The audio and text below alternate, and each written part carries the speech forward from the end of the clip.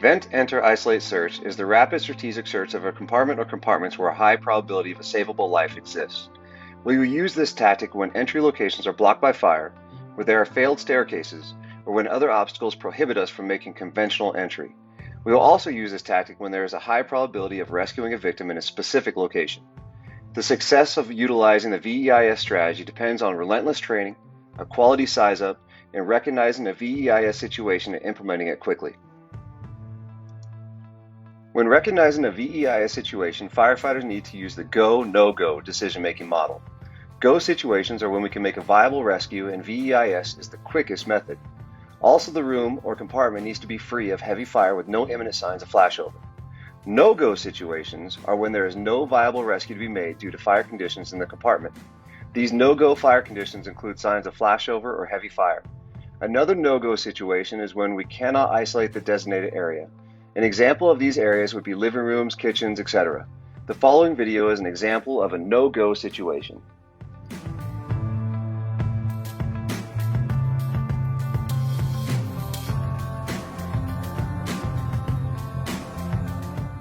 The tools that will need to be utilized during VEIS will be a ladder, New York hook, or Colorado hook, a Halligan, and if available, a thermal imaging camera.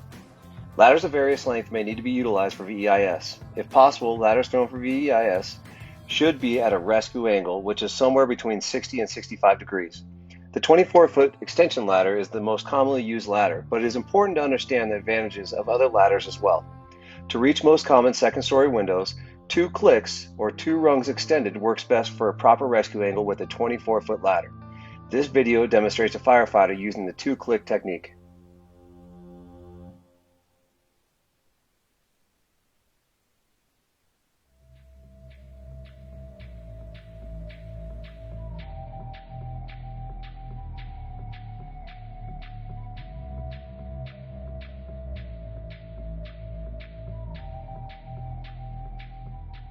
A minimum of 2 firefighters are needed for a successful VEIS operation. One firefighter will have a ladder and perhaps the hook and Halligan loaded onto it. The other firefighter will be the search firefighter. While the ladder is being placed, the search firefighter will be masking up as quickly as possible. The ladder should be placed at a rescue angle with the tips being at or just below the windowsill. Notice that the ladder tips do not break the glass and vent the window. We believe best practice is to properly place and ascend the ladder, then remove the glass and sash due to flow path concerns.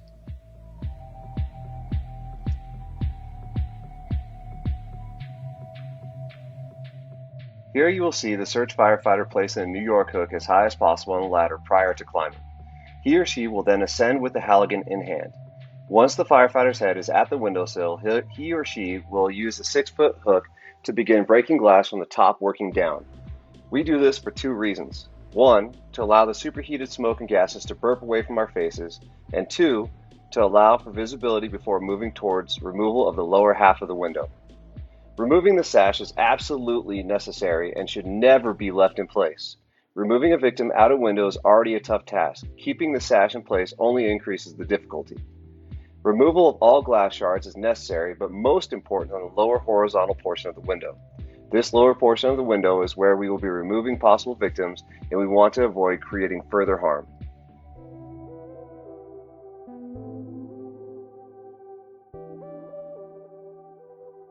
Remember, prior to making entry, command needs to know where you are and what you are doing. When entering a room, we want to stay as low as possible and straddle the window with our head inside the room. This allows us to sweep for victims with the Halligan, then sound the floor for structural integrity. It also allows for a smooth transition to the ground. Notice that the 6-foot hook is left on the ladder. Some say this needs to be brought in and angled from the window to the ground for orientation. We have found that the smoke dissipates quickly once the door is controlled. Also, there should always be a firefighter on the ladder at the window to help with orientation. Therefore, the hook is not needed inside.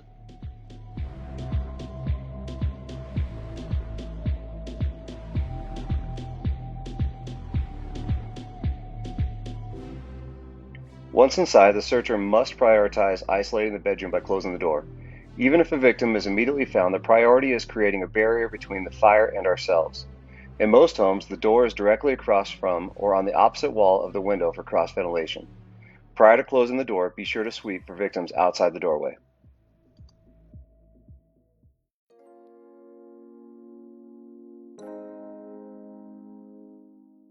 UL studies have shown that you must control flow paths to improve victim survivability. You can see that with an open bedroom window and open door, the upstairs bedroom has heat and smoke pushing out the window at 15 miles per hour, with temperatures ranging from 350 to 600 degrees. This environment is not tenable for victims. With the same conditions in a closed bedroom door, the temperatures are 120 to 160 degrees within the room. These numbers should emphasize the fact that we must control the bedroom door as soon as possible in order to have a chance at a successful rescue.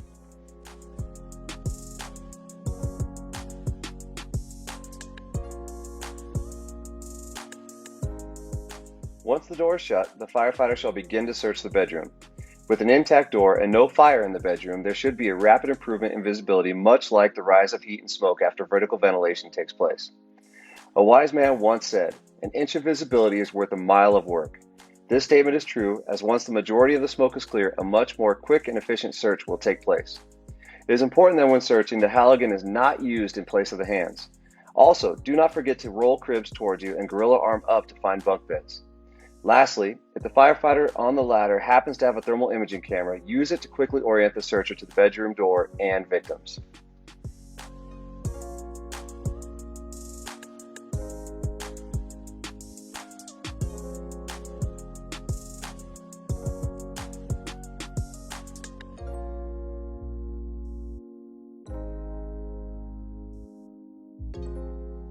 Once a victim is found, there are two ways to remove them out a window. The first and preferred method is a head-first method. One way to move unconscious victims is by dragging them by their legs. If the leg drag is utilized, place their feet at the base of the window. Then, get behind the victim, lift their torso, and hand the victim's arms to the firefighter on the ladder. In one powerful movement from a deep squat, stand up while pushing the victim towards the windowsill. Lay the victim's abdomen on the sill while getting under the legs. It is imperative that when using the head-first method that the ladder firefighter's arm is at the victim's lateral neck and clavicle area. This prevents the victim from falling from the ladder head first. After the victim's legs have been moved out of the bedroom, the ladder firefighter should put an arm between their legs with the hand grasping the rail. Once on the ladder firefighter should pin the victim and move his or her arm under the armpit. Then slide the victim down in a safe and controlled manner.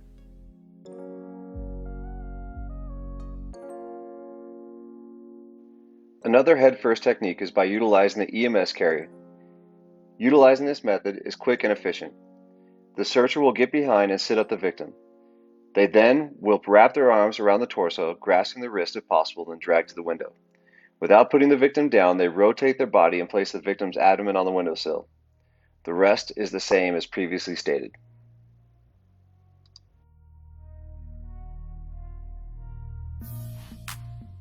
If the victim is EMS carried to the window and their head is at the base of the window, the feet-first method is an option.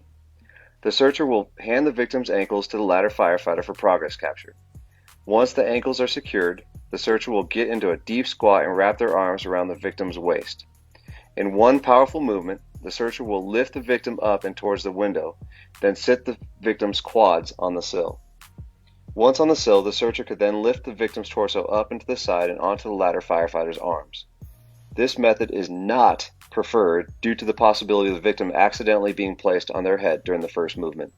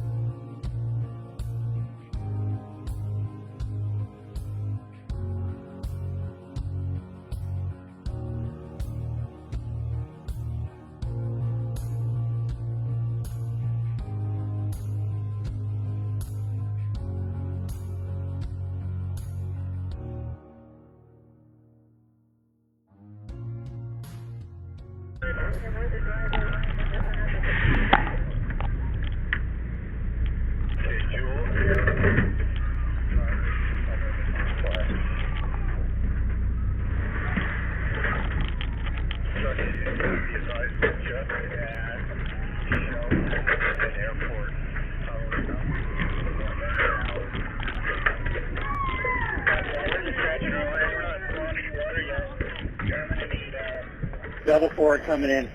Dispatch, start me a third alarm. I've got a second apartment complex starting on fire. Copy, third alarm, 1920.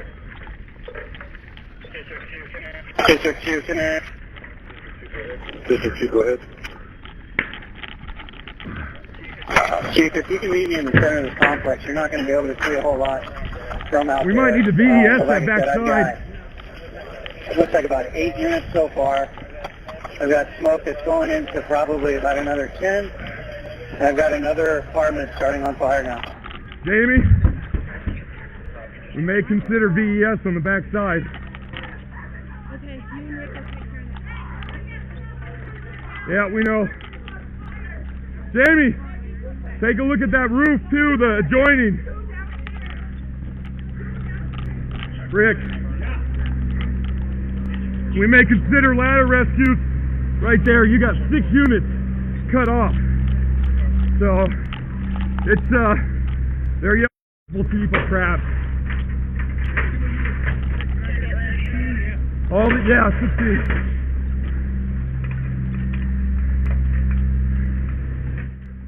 You know if anyone's inside?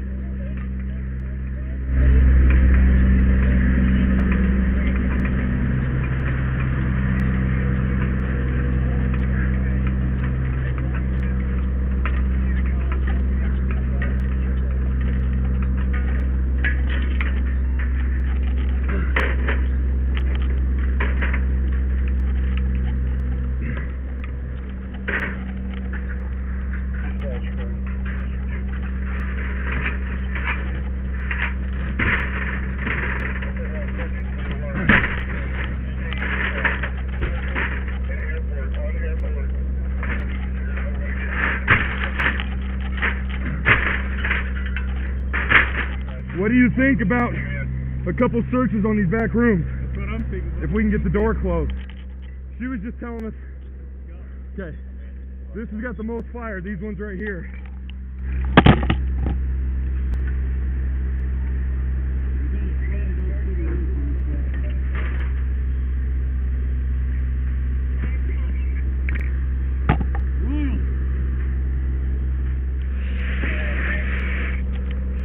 You gonna come up on the tip while I go in?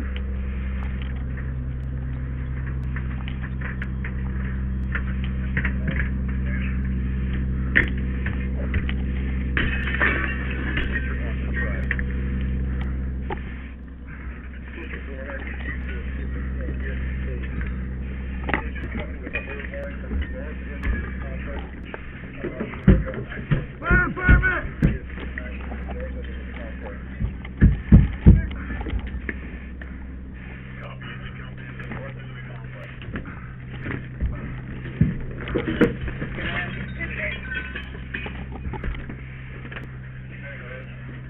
Okay, let me search it.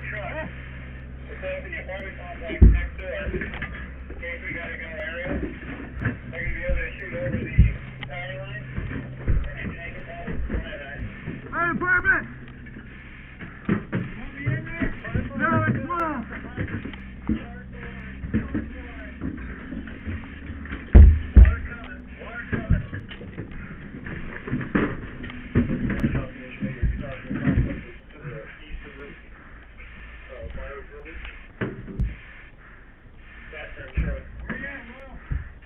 Okay, this room's clear.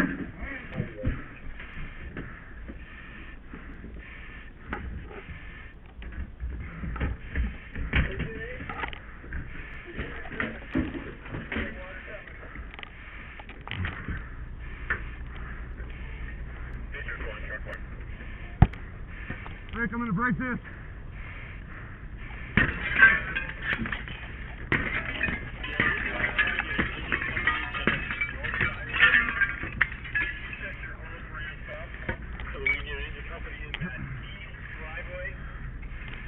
Let's just slide it, huh?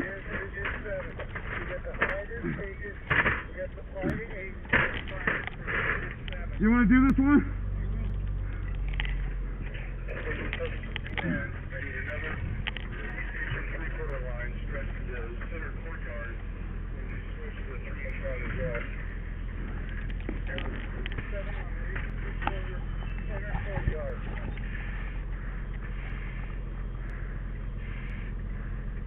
You want this hook?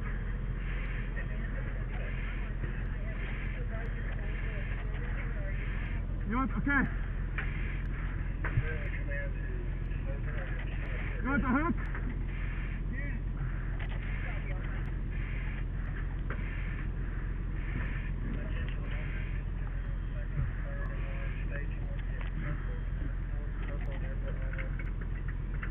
It's a very small room.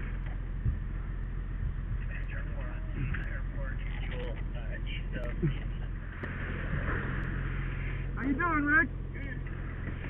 You got that hook? Okay, you got the hook? I'll take it from you. Alright.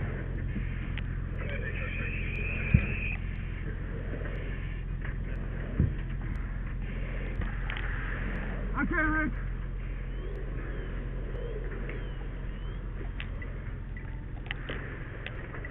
Next one, Rick.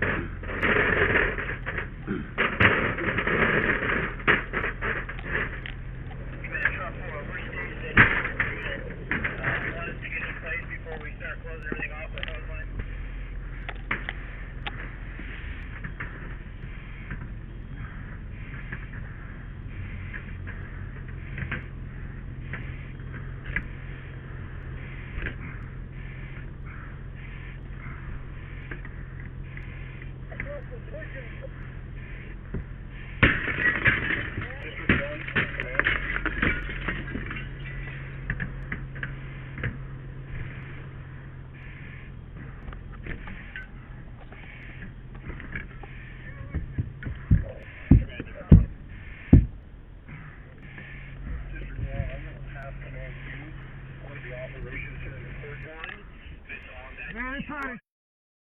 They're in position right now, and I've got engine 11 doubling in to that east driveway as well, moving to the north. So you now have engine 8, engine 7, truck 8, truck 1, engine 11.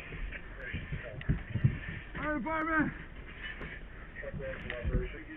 I bet the fire door is open. The south side was